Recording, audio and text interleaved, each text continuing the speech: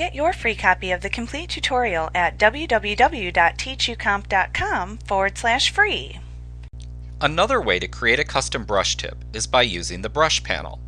In the brush panel, select it.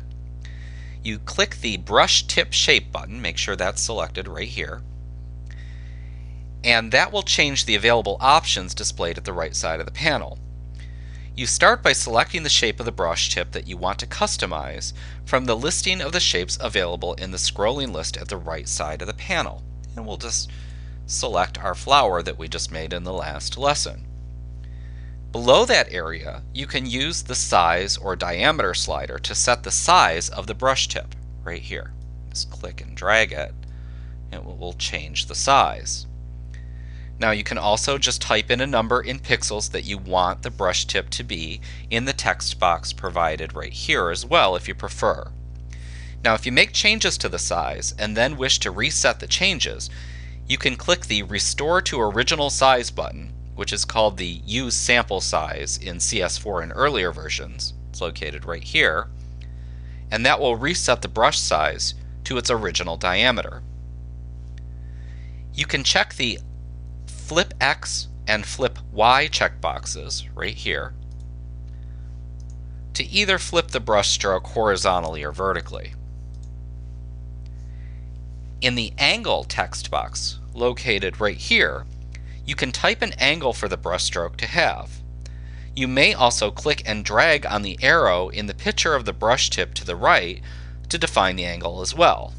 So I could just click in here like that and change the angle of the brush tip.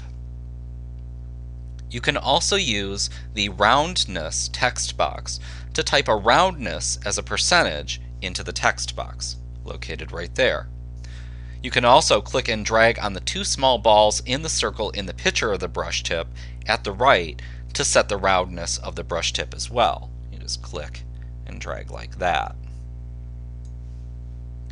The hardness of the brush tip may be set by either typing in a value or using the slider that's available in that area.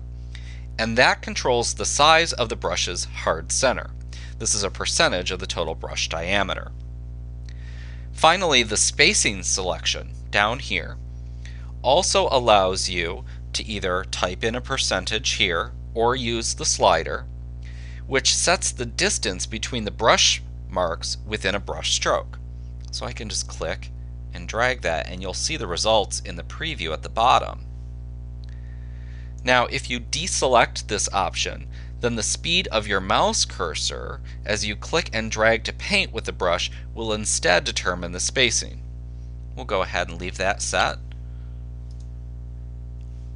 And then once you've completed those settings, then you can start using your modified brush. Like that. And you can do that with any of the brush tips that are available to you.